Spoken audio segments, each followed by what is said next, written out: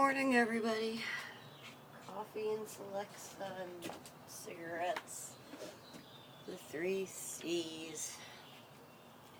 It's Friday, the 16th, the day before St. Patrick's Day.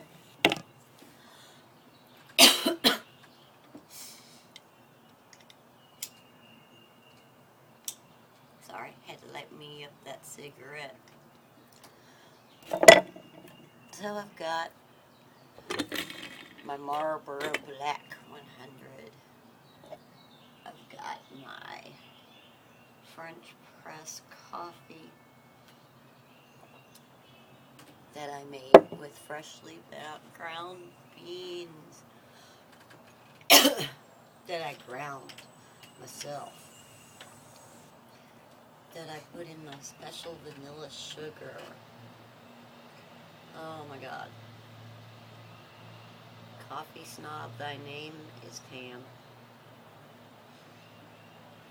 I just woke up, literally, like not even 10 minutes ago. Got up, made my coffee, went to the bathroom, noticed I'm not even dressed yet. I don't even wash my face yet, so if my face is dirty, whatever, you get to see me with a dirty face. I have pink hair. I like fake hair. It amuses me. I wore pink to work yesterday, so I had the pink hair in. I left work yesterday early. I was fine. Like, my stomach had been kind of nasty, but, you know, I was fine. So I go to work, I'm working, and then I suddenly got nauseated. And I'm like, the hell? So, yeah, ended up vomiting 3 times. And then I went home. I don't feel especially nauseated now, though. I mean, I don't feel great, but I don't feel nauseated. So, yeah, I don't know if it was some weird kind of thing, or who knows. It's funny, I got my flu shot, but apparently, even though you get your flu shot, that doesn't take care of all the different flus out there. So I've had a flu shot, but then I had a different kind of flu. Oh, God knows what this is. Who knows? Whatever. Hopefully, though, when I go to work today, I won't start puking, because I need money, but I don't like to work and puke. If I'm going to puke, I want to puke in the comfort of my own home, not in some bathroom that all the other employees use, because, no. This is a damn fine cup of joe. I started reading The Help yesterday. I had seen the ads for the movie, and oh, that movie looks good, and I knew the book existed, but I had never read it. I hadn't read lately. I used to read all the time, but haven't read much lately. But we got a few copies of The Help in at work, and so I bought one, and another employee bought one, and I think another employee bought one, you know. But anyway, great book. I didn't want to put it down. I mean, started reading it yesterday, and I'm like at chapter 14 already. I mean, I was up past midnight reading this book, and I knew, I'm like, oh, I gotta go to bed, I gotta go to bed, I gotta go to bed, I gotta get up, gotta go to work. But I couldn't put the book down. It's, wow. I haven't read a work of fiction that good in a long, long time. yeah, I can't imagine.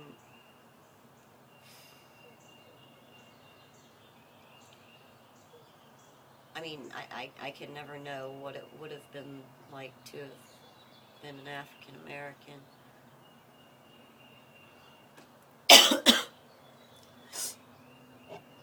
My parents believed in the civil rights movement. They believed in Dr. Martin Luther King Jr.'s dream, and they raised us not to judge someone by the color of their skin, but by the content of their character. And I'm really glad that they did that. I would have missed out on knowing a lot of wonderful people if I was prejudiced.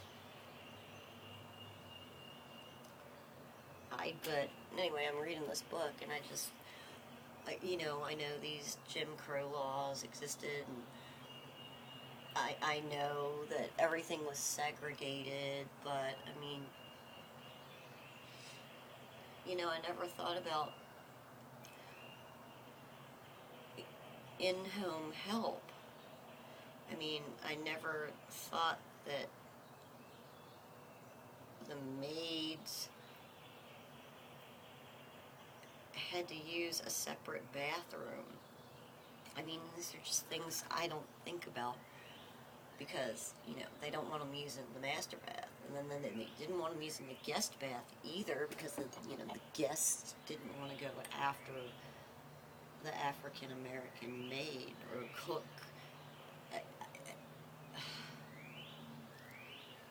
They thought black people had diseases that they could catch from the toilet. Ugh.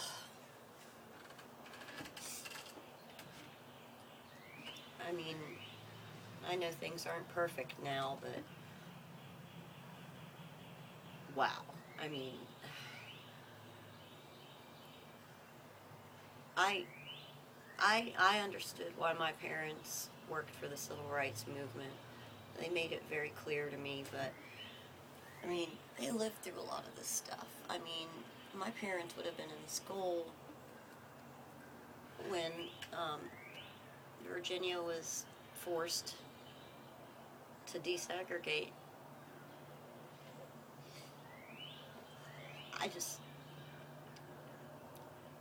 I'm glad I was raised the way I was. I'm glad I raised my children the same way. I feel sorry for the people that still have these idiotic ideas and beliefs in their heads. But still, I mean, wow. I mean,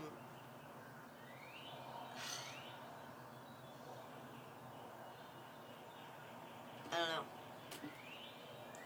My grandmother and her sisters, when they were little girls, my great-grandfather owned a store and a restaurant in Richmond.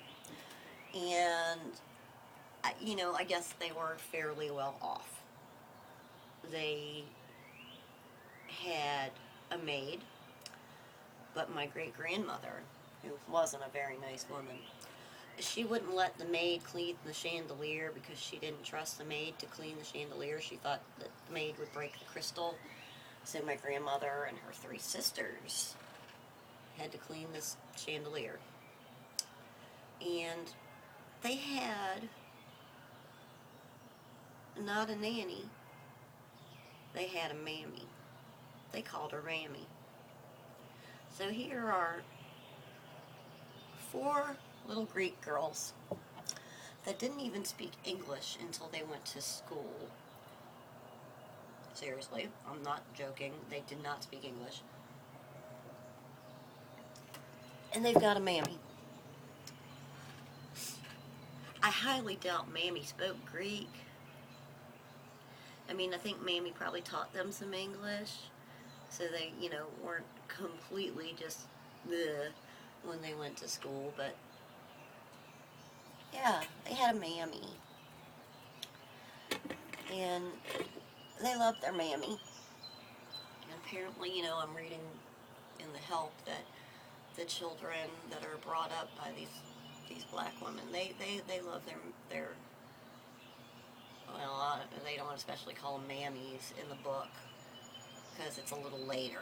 You know, this is in the 60s, early 60s, but my grandmother, you know, she was born in 1926, so this is the late 20s, early 30s, so, you know, she was called Mammy.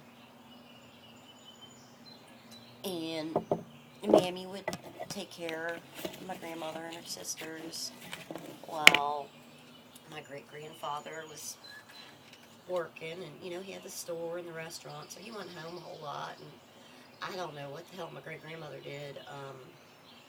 She died before I was born, and I didn't know her, of course, but from what I can gather, she was a fairly stern woman. So, I mean, of course their daddy loved them. He wanted to help them a lot.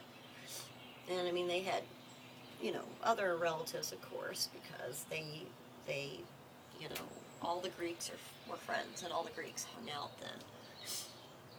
But, you know, their day-to-day care, well, it came from their mammy. I don't know. It's just weird. I didn't have a mammy. I didn't have a nanny. I mean, I had dumb teenage girls that would come over and babysit. Or my Aunt Heidi would come over and babysit. Or, you know, my Aunt Connie would babysit. There was no mammy. There was no live-in or come from 8 to 6, Monday through Friday. I don't know. And I've completely rambled on and once again made this way too longer than I wanted it to be. So I'm going to stop, and I got to go to work so, like, I need to start getting ready because it's probably 8 a damn clock. Alright, CCC 3, blah, blah, blah, later. Yeah, my phones.